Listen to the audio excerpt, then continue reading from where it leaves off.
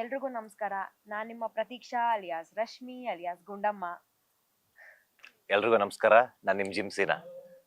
ಇವತ್ತು ಇಲ್ಲಿ ನಮ್ ರಾಣಿ ಮದ್ವೆ ನಡೀತಾ ಇದೆ. ಅದು ಮಾಸ್ತಿ ಕೊಪ್ಲಿನ ಮನು ಗೌಡ್ರ ಜೊತೆ ನಡೀತಾ ಇದೆ. ಪ್ರಿಪ್ರೇಷನ್ಸ್ ಎಲ್ಲ ತುಂಬಾ ಜೋರಾಗೆ ನಡೆದಿದೆ. ಇವಾಗ ಒಂದ್ ಟಿಶ್ಯೂ ಪೂರ್ತಿ ಹತ್ ಬಂದಿದೀವಿ ರಾಣಿನ ಕಳ್ಸ್ಕೊಡೋ ಸೀನ್ ಮಾಡಿ. ಬಹಳ ಅದ್ದೂರಿಯಾಗಿ ನಡೀತಾ ಇದೆ. ತುಂಬಾ ಆಡಂಬರ ಇದೆ, ತುಂಬಾ ಸಂಭ್ರಮ ಇದೆ. ನಾವೆಲ್ಲರೂ ಒಟ್ಟಿಗೆ ಕೆಲಸ ಮಾಡಿದೀವಿ ಈ ಮದ್ವೆಗೋಸ್ಕರ.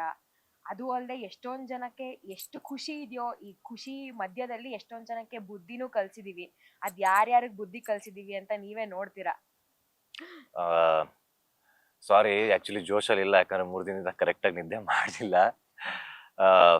ಎಲ್ಲರೂ ಸೀರಿಯಲ್ ಬಗ್ಗೆನೇ ಹೇಳ್ತಿದ್ದಾರೆ, ಬಟ್ ನಾನು ನಮ್ಮ ಟೆಕ್ನಿಷಿಯನ್ಸ್ ಬಗ್ಗೆನೂ ಹೇಳಲೇಬೇಕಲ್ವಾ, ಯಾಕಂದ್ರೆ ಅವ್ರು ಕಾಣಿಸ್ಕೊಳಲ್ಲ, ಅಟ್ಲೀಸ್ಟ್ ನಾವು ಕಾಣಿಸ್ಕೊತೀವಿ. ಇವಾಗ ಏನು ನಾವೇನು ಕಷ್ಟಪಡ್ತಿದೀವಿ ಅದಕ್ಕಿಂತ ಜಾಸ್ತಿ ಅವರು ಕೂಡ ಕಷ್ಟಪಡ್ತಿದ್ದಾರೆ. ಪ್ರತಿಯೊಂದು ಸೀನು, ಪ್ರತಿಯೊಂದು ಎಪಿಸೋಡು ಚೆನ್ನಾಗಿ ಬರಬೇಕು ಅಂತ ನಮ್ಮ ಡೈರೆಕ್ಟರ್ ಆಗಿರ್ಬೋದು, ನಮ್ಮ ಟೆಕ್ನಿಷಿಯನ್ಸ್ ಆಗಿರ್ಬೋದು, ಪ್ರತಿ ಒಬ್ರು. ಅಂಡ್ ನಿಮ್ಗೆ ಇದರಲ್ಲಿ ತುಂಬಾ ಬೇರೆ ಸೀರಿಯಲ್ ಅಲ್ಲಿ ಇಲ್ಲದೇ ಇರೋಂಥ ಒಂದು ಹೊಸ ಹೊಸ ಕಾನ್ಸೆಪ್ಟ್ ನ ನೀವು ಎಕ್ಸ್ಪೆಕ್ಟ್ ಮಾಡ್ಬೋದು. ಖಂಡಿತವಾಗ್ಲೂ ತುಂಬಾ ಮಜಾ ಇರುತ್ತೆ. ಈಗ ನಾನು ತುಂಬಾ ಡಲ್ ಆಗಿ ಹೇಳ್ತಾ ಇದೀನಿ, ಯಾಕಂದ್ರೆ ಎನರ್ಜಿ ಇಲ್ಲ. ಬಟ್ ನೀವು ಸೀರಿಯಲ್ ನೋಡಿದಾಗ ಬಿದ್ದು ಬಿದ್ದು ನಗ್ತೀರಾ, ಅಷ್ಟು ಚೆನ್ನಾಗಿದೆ.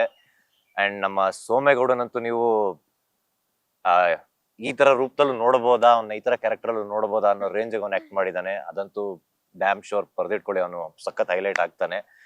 ಆ ಇನ್ನೇನ್ ಹೇಳೋದು, ಇಷ್ಟೆಲ್ಲ ಕಷ್ಟ ಪಡ್ತಾ ಇದೀವಿ, ಅದು ಕೇವಲ ನಿಮ್ನ ಎಂಟರ್ಟೈನ್ ಮಾಡೋಕ್ಕೋಸ್ಕರ.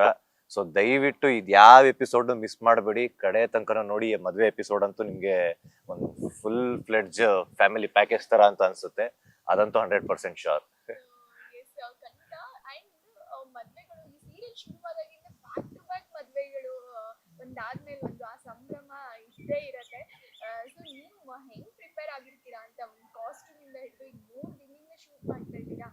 ಒಂದು ಡ್ರೆಸ್ ಆಗಿರ್ಬೋದು, ಅಂಡ್ ಸ್ಕ್ರಿಪ್ಟ್ ವರ್ಕ್ ಆಗಿರ್ಬೋದು, ತುಂಬಾ ಪ್ರಿಪರೇಷನ್ ಇರುತ್ತೆ. ನೋಡಿದಷ್ಟು ಈಸಿ ಅಲ್ಲ. ಸೊ ನಿಮ್ಮ ಒಂದು ಎಕ್ಸ್ಪೀರಿಯನ್ಸ್ ನ ಹೇಳೋದಾದ್ರೆ.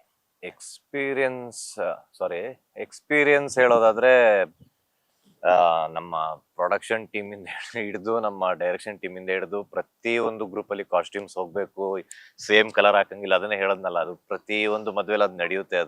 ಅದು ಪ್ರಿಪ್ರೇಷನ್ ಏನ್ ದೊಡ್ಡ ವಿಷಯ ಅಲ್ಲ. ಓಕೆ, ಅದು ಅಂದ್ರೆ ದೊಡ್ಡ ವಿಷಯ ಅಲ್ಲ ಅಂದ್ರೆ ಹಂಗಲ್ಲ, ಕಲರ್ ಮ್ಯಾಚಿಂಗ್ ಅದು ಗ್ರೂಪ್ ಅಲ್ಲಿ ನಡೆಯುತ್ತೆ, ಅದು ಓಕೆ.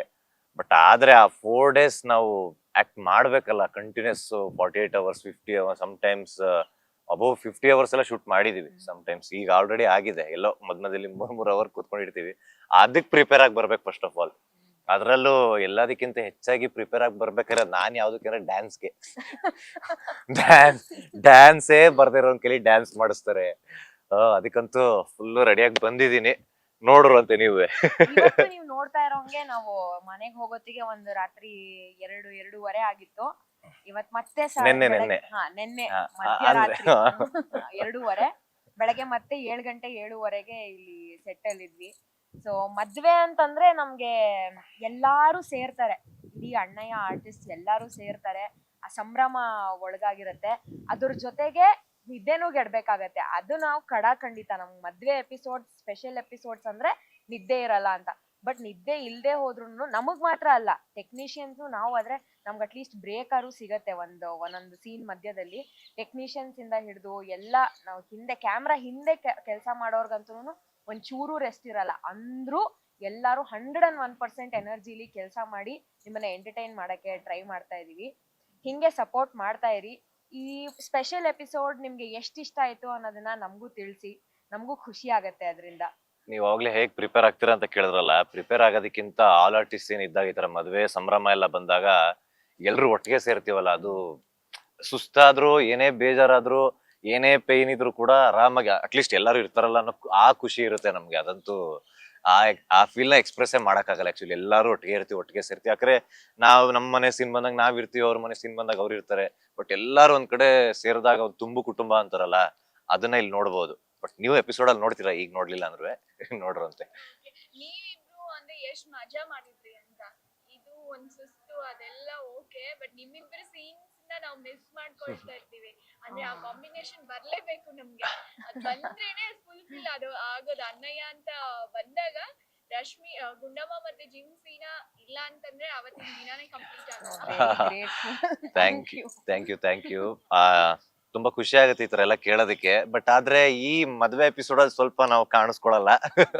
ಅಂದ್ರೆ ಎಲ್ಲಾರು ಇರ್ತಾರಲ್ಲ, ಯಾವಾಗ್ಲೂ ಅದನ್ನ ಹೇಳೋದು, ಈಗ ನೀವೇನ್ ಹೇಳಿದ್ರಿ ನಾವ್ ಇದ್ರೆ ಖುಷಿ ಆಗುತ್ತೆ, ಆಮೇಲೆ ಯಾವಾಗ್ಲೂ ಇದ್ರು ಬೇಜಾರಾಗುತ್ತೆ.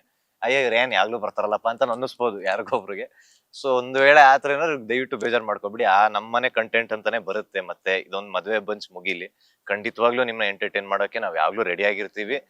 ಆ ಇನ್ನು ತುಂಬಾ ಎಫರ್ಟ್ ಹಾಕಿ ಅಂತ ಹೇಳಲ್ಲ, ಇನ್ನೂ ಜೋಶಿಂದ ಕೆಲಸ ಮಾಡಿ ನಿಮ್ನ ಮನೋರಂಜನೆ ಮಾಡಕ್ಕೆ ನಾವು ಆದಷ್ಟು ಟ್ರೈ ಮಾಡ್ತೀವಿ.